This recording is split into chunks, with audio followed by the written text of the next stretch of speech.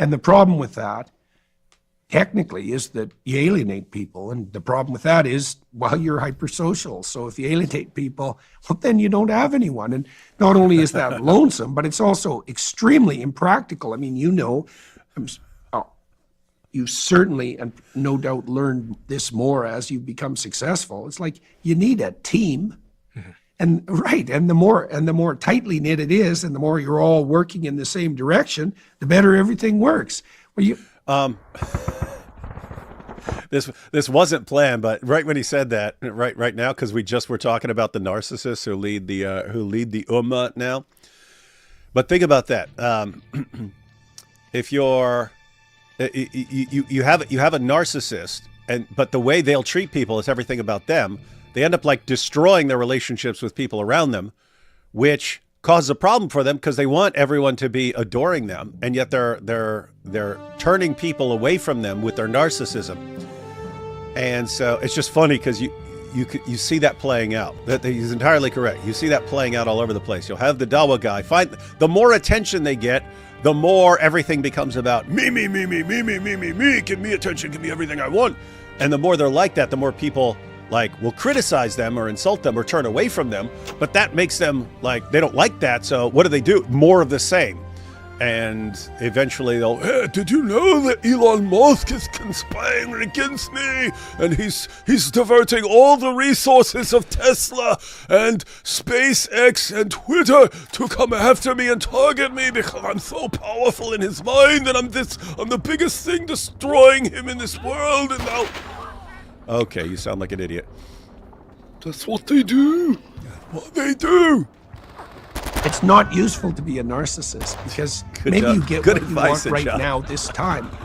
But as a propagating strategy across time, it's a degenerating game. Okay, so what do? Well, instead of thinking about what you want or even thinking about how to strategize in relationship to your goals, you might think about what you could do for other people, or you could think about what you would do if you only did what was true and right. Those are very different orientations, right? And the religious orientation fundamentally is the orientation towards what is true and right.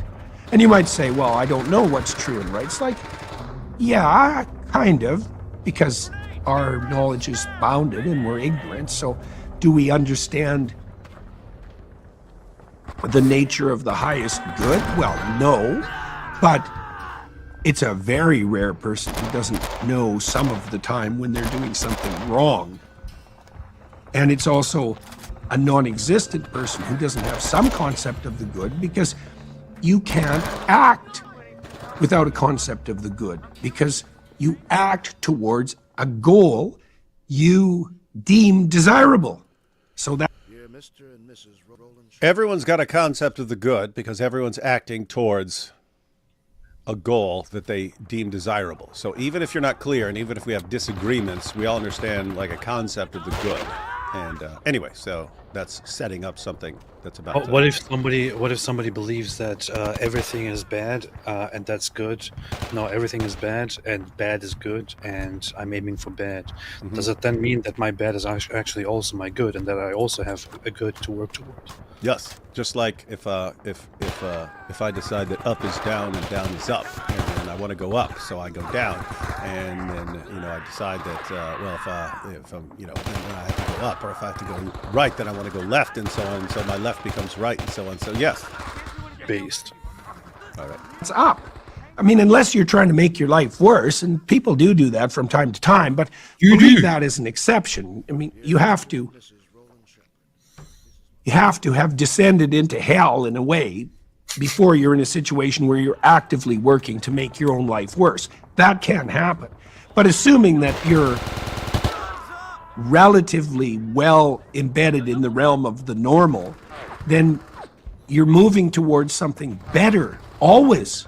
Because otherwise there's no motivation. We know this technically. This isn't even disputable. So the positive emotion systems that make you enthusiastic, so that fill you with the desire to move towards a goal, independent of fear, say, because you could move towards a safety goal because you're afraid. But imagine you're trying to accomplish something. You have a goal, The positive emotion systems operate to track progress to the goal. Positive emotion is a consequence of evidence of movement towards a desired goal. Okay, so now you have a proximal. I know where he's going with this, and there's a reason I pulled this clip up. But positive emotion is a consequence of making progress towards a goal. That's actually good to know. You have a goal, you're making progress towards it, and there's good emotion that is associated with that. I'm just saying that for people who are feeling down. They also talk about this. We're not going to look at it, but they also talk about this as far as, hey, if you're miserable or something like that, pick something that you are capable of doing, even if it's something small. Do that. Get it done. That will actually affect you. You will have a positive emotion associated with accomplishing that small thing. Then pick something else. Keep doing that. Then you can keep picking bigger things and so on. That's how you get out of that and move forward. Goal, like our proximal goal right now might be just to, like in the most micro level possible, might be to display facial signs of interest in the conversation, right? Hey, Pete, check this out. It's kind of funny because he said, I don't know if everyone just missed what he just said right there. He said, he's talking about like a Russian nesting doll, right? Like a Russian nesting doll. You got the doll, and then you open that up, and there's this other doll in there. You open that one up, there's a little doll, and they start getting smaller and smaller until they're like all tiny, like Muslim child brides and so on. But you got this Russian doll, and he's saying there are these good things, right? And you've got this big good thing, and so on. Within that, and he says, think about what we're doing right now. Something we might be focused on as doing something good is just having facial expressions that make it seem like we're interested in this conversation. I thought that was funny because it sounded like biographical. Like, right now I'm focusing on having a facial expression that makes me seem interested in this. I don't think that's what he's saying, but it sounded kind of like that's what he's saying. Like, hey, right now, what are we doing? Let's suppose we have some small goal that we're working towards right now as we're having this discussion. What might that be? We might be thinking, okay, let me make my facial expressions convey the idea that I'm interested in what's going on right now. And I don't know, I just thought that was funny. Because if either one of them is doing that, it's like saying you're really bored, but you want to... And I don't think they are. They seem to be having a good conversation. But anyway, he's going to say, so that's part of a bigger goal of we want to have like a good podcast. And that's part of a bigger goal. And then you eventually get to like, where is all of this aiming? But anyway, here we go. It's a very micro goal, but then that's nested in our desire to have an interesting conversation. Let me back up. By the way, that's called a matryoshka doll. That's what it's called. Just so you know. No, it's called a Russian nesting doll. Display facial signs of interest. Start there. You have a proximal goal. Like our proximal goal right now might be just to, like in the most micro level possible, might be to display facial signs of interest in the conversation, right? It's a very micro goal, but then that's nested in our desire to have an interesting conversation on the topic we're having right now, and then inside the podcast as a whole, and then as part of the podcast enterprise that you're involved in, as part of the book enterprise, let's say, that I'm involved in, that's nested inside our view of the world, right? So you see there are nestings of the good that have no upper limit. That's Jacob's ladder, by the way. And at the top of that is the good itself, which is the divine, for all intents and purposes. Divine, what do you mean by that? That's a definition. That's what I mean, is that in the hierarchy of what's good, the divine is the peak. The top, okay. Right. That's the definition. Whatever's at the top, that is the peak. But he breaks it down a little bit. Don't know what that is. That's also an insistence in the biblical texts, by the way. In the final analysis, the divine is ineffable. It's not definable. And it's beyond you. And that's partly because, There's a practical reason for that even. You know this as well. As you move towards a goal, let's say you attain a goal. Okay, now you've accomplished. Well, are you done? It's like, no, a new potential goal emerges, a new pinnacle. And then maybe you'll accomplish that, but then a new one exists. And so you could say that the domain of opportunity is limitless. Right, because the thing that's at the pinnacle recedes as you approach it. And you could say that's a technical definition of God, which is accurate. That is a technical definition of God. God is the good towards which all goods point. Interesting. God is the good at which all goods point. So did everyone catch that? Because it's interesting. It's weird because, I mean, there are philosophers who would break this down. He's a psychologist and so on. So you have some small good thing that you're aiming, but that small good thing that you're aiming at is part of a bigger good thing that you're aiming at, which is part of a bigger good thing that you're aiming at, and so on. It's like, okay, if this little thing is part of this, and that's part of this, and that's part of this, and so it seems like there's something that's at the top of all that hierarchy. What is that? We can't exactly define it. You could give it a label and say God or something like that. But ultimately, it's going to be something that you can't really grasp with your mind because it's so far beyond you, and yet has to be there. So it is the good at which all goods are aiming at. That is one definition among other definitions. It's not the only definition of God. It's focusing on one particular feature of God, namely the moral aspect, or that God is the supreme good. That God is the good at which all things aim, or God is the good at which all goods aim. Or pointing. Is this kind of? Would you say that that this would be a disagreement or a challenge or? An alternative explanation to the idea that human flourishing is the ultimate good because everything else that you do is for that, and that is the only thing that is not done for any other purpose. Instead of proposing that idea, you would propose this idea, which Jordan Peterson just presented, which would be that God would be the ultimate good to work toward. Yeah, the idea is if you don't have something like God at the top of your hierarchy, and you have instead something like human flourishing, then it becomes, why is human flourishing? If there's nothing beyond that, if there's no good that human... Because keep in mind, theism is true, we're created in the image of God, we're told be fruitful and multiply and so on. Human flourishing is good, is good in reference to the like the will of God or something like that. If you just say we do all these things and they're all good insofar as they promote human flourishing or they contribute to human flourishing, and human flourishing is the ultimate good.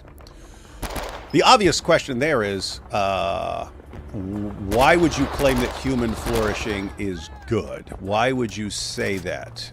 Are you saying it just because that's your species? Because, I mean, why not say bedbug flourishing is good? The bedbugs flourishing as much as possible is good. Very, very easy, because Aristotle said it. I don't have to think about that any further. Why do I care? He already said it. So. You did have various people over time who said as long as Aristotle said it, it's as good as gold. But no, the idea here is why, if you have a worldview in which human flourishing is the ultimate good, and that has no sort of grounding, there's no reason you're saying it except, well, that's my species and I'm just going to say that. If a lion could say it, he would say lion flourishing is the ultimate good. If a bedbug could say something, a bedbug would say bedbug flourishing is the ultimate good. You're really expressing, what you're really expressing is just your DNA programmed you to have a survival instinct, and you're blurting out that I'm what matters and so on.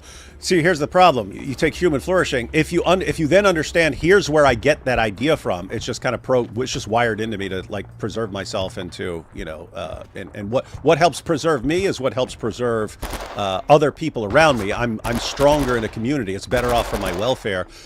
Then it's like the entire system breaks down. It's like you're saying, I'm putting all my confidence in all goods in a kind of illusion that was just programmed into me. And there's something weird about that. Peterson's view is that would ultimately break down. It doesn't work. It doesn't work saying, hey, I'm just going to say this is the goal, and I'm going to define everything with respect to that goal. But if you take naturalism through to its logical conclusion, where did you get that idea and that goal? It's just hardwired into you like it's hardwired into any species. And so what you're really just saying is what any species could say. You're just putting yourself at the top because it's your species, and it's called speciesism. My species is just, I'm just going to say my species is more important than any other, which you'd have to say, why? Say, oh, because I'm smarter. Okay, a cheetah's faster. Like what? You can't just pick something that defines you and then say, oh, that makes me better, because other species could do the exact same thing. And so basically the entire system would break down. You'd have to recognize all goods at which we're aiming are ultimately derived from something we're programmed in, just because we're programmed to seek the good of our society, which is ultimately me just trying to look out for myself. Well, I'm not a Sikh, but I have to specify. I don't Maybe care about a closet Sikh. Look at your possibly. beard. I don't care about the jaguar, but isn't Aristotle's point was always with the whole human flourishing, happiness, eudaimonia. Everything in life that you do is done for the sake of something else. Ultimately, everything that you do seems to be for the sake of being happy, or being content, or being satisfied. Happiness on an individual level is the only thing that is not done for the sake of something else. It is the only thing that you don't do because you want to achieve something else as a result. You want to achieve that, and that is the only thing that is done for its own sake, which is why it seems to be the ultimate goal of individual human experience, and would be the ultimate good, the greatest good. It's kind of still a compelling point, but how exactly do you get from there to pointing at God, for example, as the greatest? Well, yeah. Think about what you were just saying. Aristotle, keep in mind, Aristotle argued for God. Wouldn't be it'd be more the God of the philosophers than like the God of Judaism and Christianity. But take something like that. Take his view. Keep in mind, these guys are all supernaturalists of one sort or another. But if you just took that as like a naturalist, so I'm just going to define. When he talks about happiness, we don't actually have like a translation of eudaimonia. It gets translated as happiness and so on. That's okay as long as you understand that this is a certain kind of happiness that is linked to human flourishing. So some actually translate it as flourishing instead of happiness. But anyway, because we think of happiness as just like a feeling. Oh, I feel happy right now.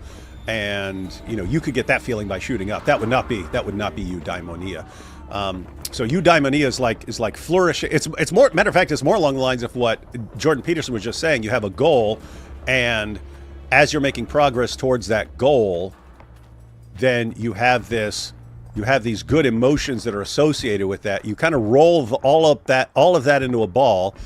You are making progress towards a goal that is flourishing, and there is a good feeling that is associated with that. So you kind of roll that up into a ball. That's like eudaimonia. If you have that and you do not have that connected to anything, what's the basis for making that? What is the basis of making that kind of claim? In other words, is it true to say human flourishing is the greatest good? And you say, okay, how do you determine whether that statement is true? Human flourishing or eudaimonia or something like that is the good. That is a funny point. You could sit down and have a conversation about human flourishing, about human satisfaction, human happiness, whatever you want to call it. But if you really sat down and talked about the meta of that, and what the actual reasoning behind your aim for ultimate flourishing or satisfaction or happiness, whatever you want to call it, would be. It's like asking the question, okay, I get it. Flourishing is the greatest thing. That's the ultimate thing, okay? But why exactly? And why exactly is that the ultimate thing? What exactly do you have once you get there? In the end, you die. You die mania, but then you die. So, you die mania, then you die. You should write a book called "You Die Mania, Then You Die." Yeah. So what then?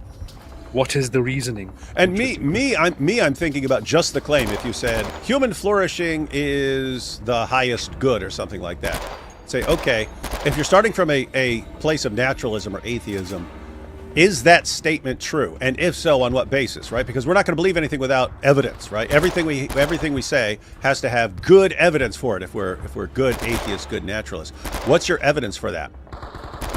That this is the highest good. And you'd have to say, if you took your worldview seriously, you have to say that what this ultimately boils down to is just, I'm a human being. I'm kind of programmed to seek my own survival, and I'm programmed with a kind of herd instinct because that helps my survival.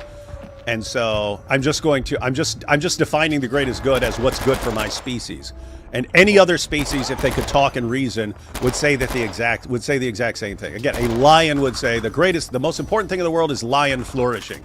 And an insect would say the greatest thing is an insect flourishing. So what basis once you realize how you would come to that conclusion if naturalism is true, if you take naturalism seriously, you can't take the claim seriously. It's just like, we're going to live like that. We'll live like it's most important, but we can't really say that. There's no business. We're just programmed to think like that. And therefore I can't take it seriously. Whereas if that is embedded as a smaller doll within the bigger doll, and human beings are actually important, as in like human beings are the image of God, and we're told to be fruitful and multiply and so on, and that this is all connected to something bigger, then that makes perfect sense. But there's I need to write this down. You die mania and then you die. You die mania, then you die. That is funny. That would be a good video. Not sure why I never thought about that. So. I don't know if anyone's ever thought about it. You always blurt out things. I'm like, how did no one think of that before? Thank you for the super chats, and then we'll watch the next clip. Because of you guys, the word pusillanimous is stuck in my head. No, because of Muhammad Hijab. See, this is a Russian doll thing we're talking about, right? Hijab says it, but he doesn't know how to use the word right. He uses it as a noun. He goes, and this man is a pusillanimous. It's like, dude, it's an adjective, right? And then narcissistic is, by the way, it's exactly the same thing with him and Ben Shapiro. Although Ben Shapiro is more likely to have a clue who Muhammad Hijab is, just because they do stuff on YouTube all the time. But Muhammad Hijab made a video reacting to Ben Shapiro saying he's not a real man, you're not a real man, you're not a real MMA fighter, blah, blah, blah, whatever nonsense he was saying, and then said, and we all know that you watch my videos, Ben. Yes, we know that you watch my videos. How do we know? I saw a video of you where you used the word pusillanimous, and as we all know, I use the word pusillanimous, so we know you're watching my videos. This is the same thing where he thinks that since Elon Musk took down a post that Hijab complained about it, so did tons of other people, and Elon took it down. But then Hijab concludes, you see, Elon's taking advice from me on what he should take down, and then of course. Now Elon is threatening him because he talked about Elon's dad. But it's the same thing over and over again, that he thinks everyone. I mean, what else is a narcissist going to think? He thinks the entire world is paying attention to him. Powerful. If it makes you feel better, Hijab, we're paying attention to you because we absolutely love you, and you are a gold mine of entertainment and destroying your worldview for us. But we don't love you as much as you love little kids. That's true. Thoughts on the Crusades? By the way, I think they're fair. I love the Crusades. The goal of the Crusades, the intent of the Crusades, hey, we're being attacked and Christian pilgrims are being attacked and we have governments and we should do everything we can to protect Christians who are being abused and taken as slaves and sold as slaves and raped and all these things, and we're going to go protect them. That is a noble goal. With that said, lots of things that happened in the Crusades were not noble, because you basically took a bunch of people from various places in Europe, some of these very upstanding, chivalrous people. Others are basically on the levels of criminals and bandits and so on. And you you tell them, hey, we're going to go and attack these other places and take their stuff and so on. And so, not everything that happened. You had a bunch of bad stuff within the Crusades. Overarching goal, good and noble and makes sense. Some of the things and it's the same thing with anything, right? You can say, hey, there's this guy. There's this German guy over here we all need to go deal with, and he's trying to take over the world. We have to go deal with it. Okay, that's a good goal.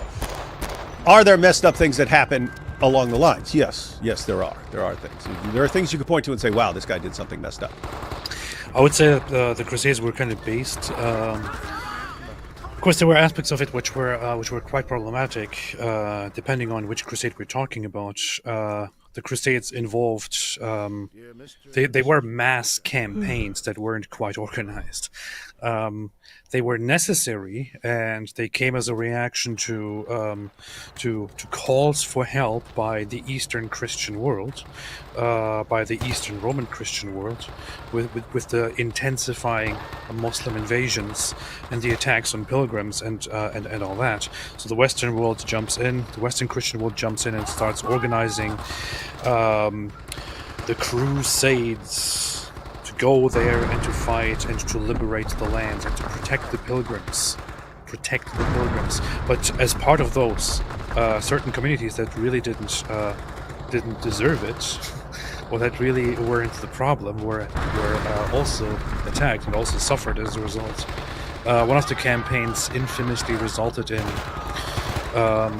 certain Western Christian crusaders organizing a separate crusade in the middle of the crusade and attacking the Eastern Roman Empire and taking it down and putting their own Catholic empire in place of the Eastern Roman Empire, which is one of the reasons why it's so infamous and so disliked in Eastern Christianity, for example.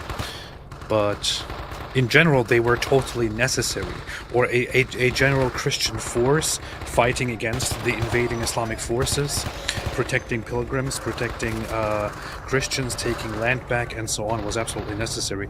Was it done the right way? Not necessarily. So what AP is saying is, it's a good goal. It was a good goal then. It's a good goal now. So we should take all these lands back. Start the crusade. But we should make sure that people are treated fairly as we're taking these lands back. Fine. But before that, 1 second. Apollo says TLDR, subjective morality is evidence for theism. TLDR means too long, didn't read. Yeah, I know. I just looked that up. I don't understand. Too long, didn't read. Subjective morality is evidence for theism. That was more along the lines of, we all believe in a good. If you take naturalism to its logical conclusion, it's all just subjective, and therefore the entire system breaks down. You shouldn't actually take it seriously, except in like just very practical terms. Whereas if you take it seriously and think, no, human flourish, all these things are actually good, then it doesn't work out. Jungian psychology is Gnostic in its very nature. Peterson is a Gnostic, and that's something so far beyond you is the monad. God would be the monad. You see that Tate is back on house arrest? Yeah, every time I hear he's free and he's about to do his world tour, suddenly the next day, actually, he's back on house arrest. What apparently happened is that the courts and anybody else, nobody actually made an official announcement that his house arrest was lifted. It was just his own legal team just going to the press and saying, yeah, house arrest lifted, and so on. But it was in process of being lifted or not, and has eventually been rejected, so he's back under house arrest. And I think there is right now, I think they're in the process of within the next 90 or 180 days. As far as I remember, which is quite That's long. weird, since all the charges have been dropped and there's no evidence in the case file, as I keep hearing from Tate and his stupid fans who believe this idiotic nonsense, instead of spending 5 seconds actually glancing at one of the court documents. I think they're in the final stage of the court, the prosecution having to submit, and the court making the final decision on the second case, which is what the house arrest was about, on whether they will be indicted or not. So, considering that they didn't lift the house arrest, what is most likely happening right now is that they're preparing to issue the final conclusion of the investigation for the second case, which is investigation for trafficking of minors, among other things. And for that, they will submit to the court their findings, and the court will most likely then issue an indictment, which would mean that they would be twice indicted for 2 separate cases, one containing rape, human trafficking, organized crime, and so on, the other containing trafficking of minors, repeated rape, and so on. These guys are in big trouble. Big trouble. And it's interesting because the legal system there is a bit different. It sounds like it's matter of fact, just recently, you're talking about just a few days ago when the Tates were announcing, oh, the charges have been dismissed and stuff because they dropped the case because they admit that it was all lies.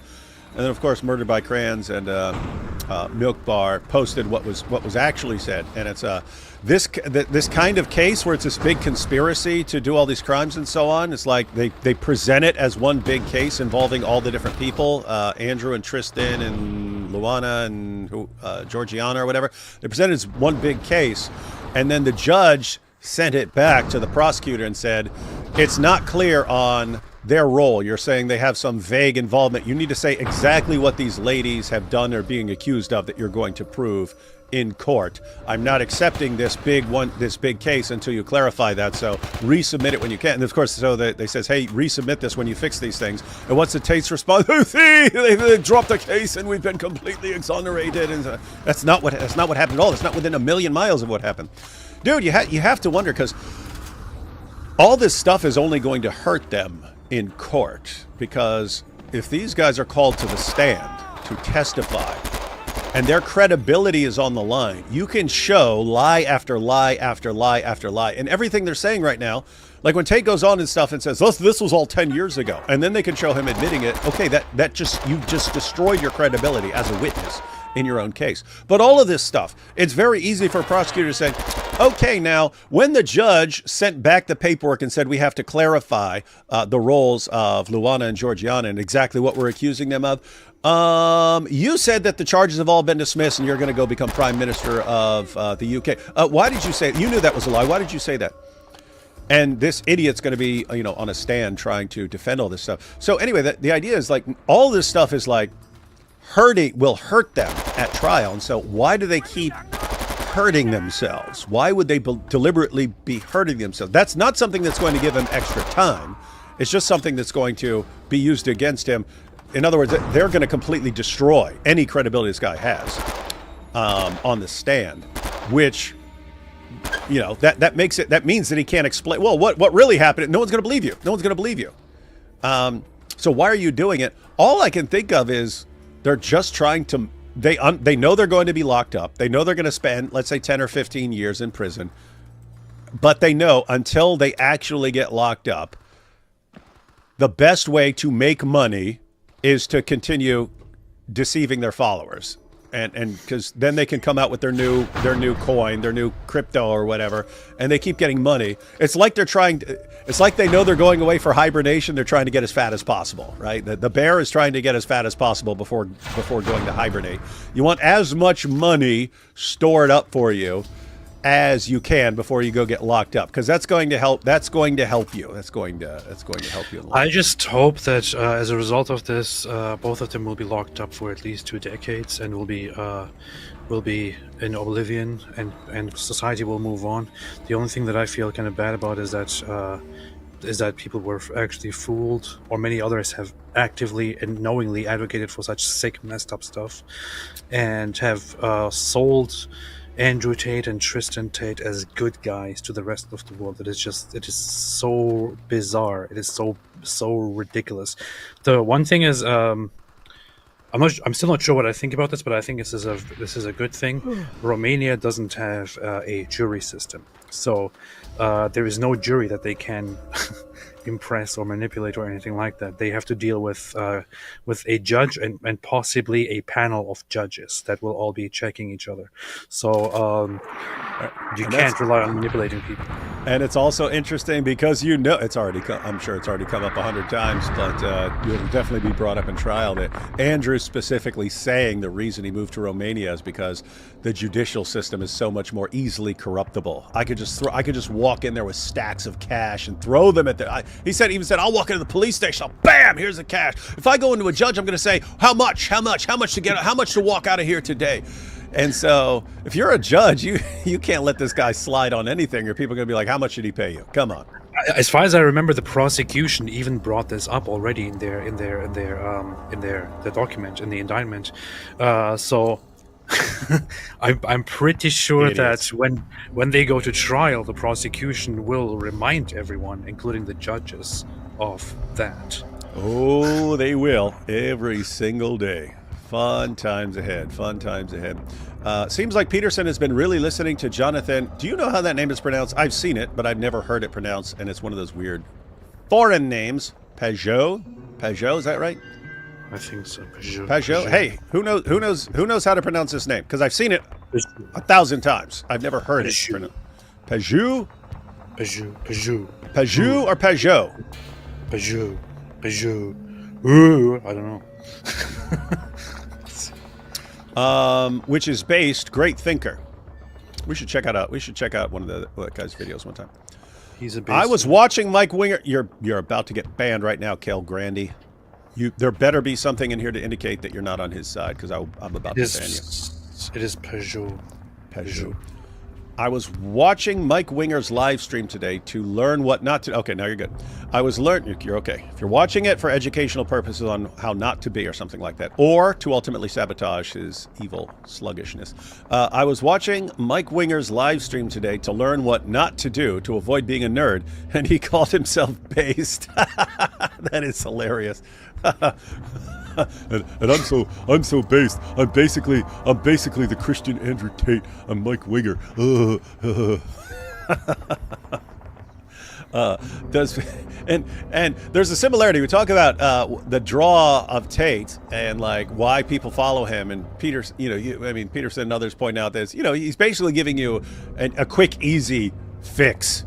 That's what he's doing. But Winger's kind of similar. It's like, oh, if you just sit around playing Dungeons and Dragons and watching Star Trek all day, then you'll be a super cool Christian alpha male. It's like, okay, dude, I'm sure that'll work with some people.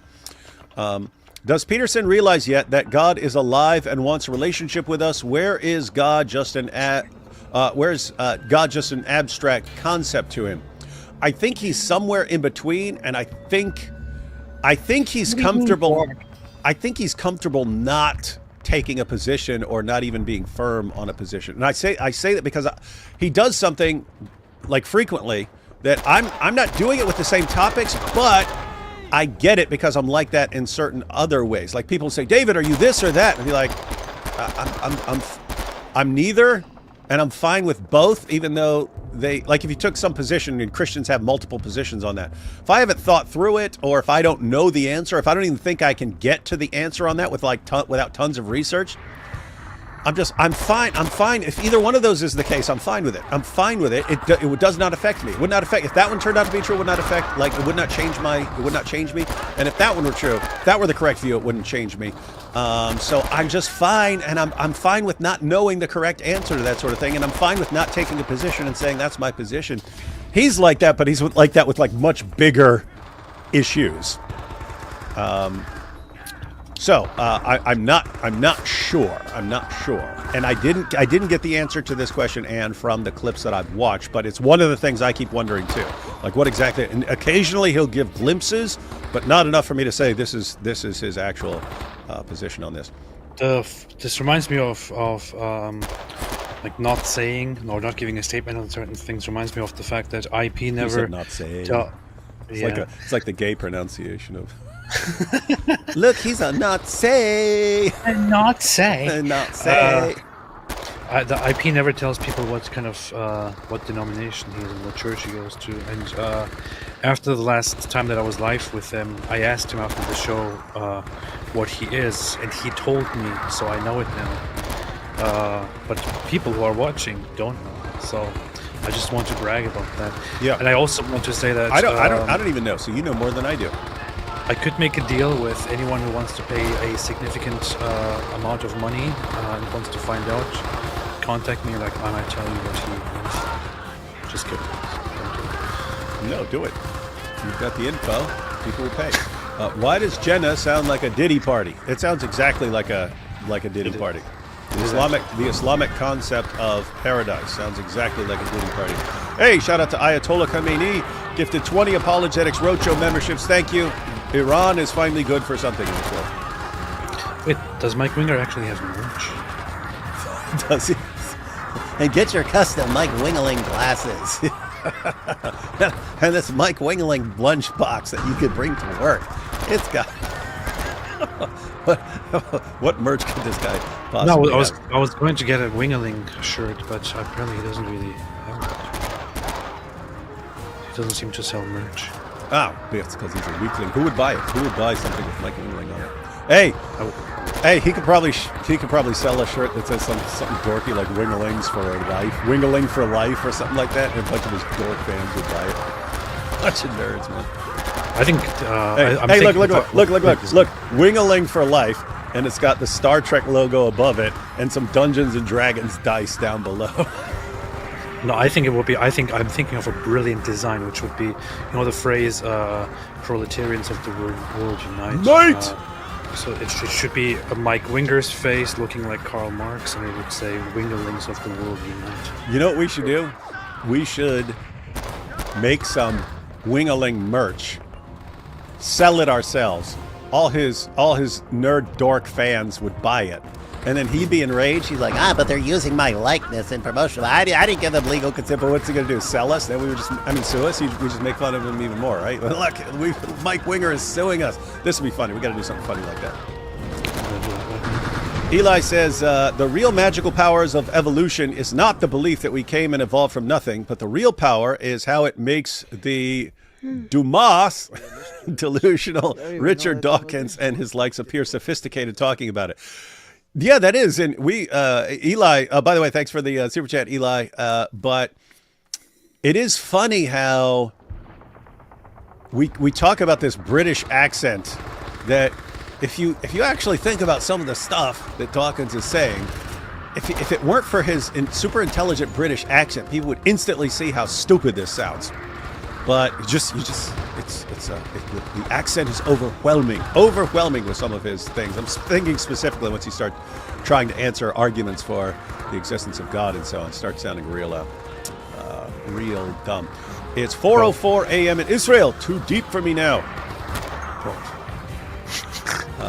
God incarnates, 4 gospel accounts, 500 eyewitnesses, 2,000 years of history, the world.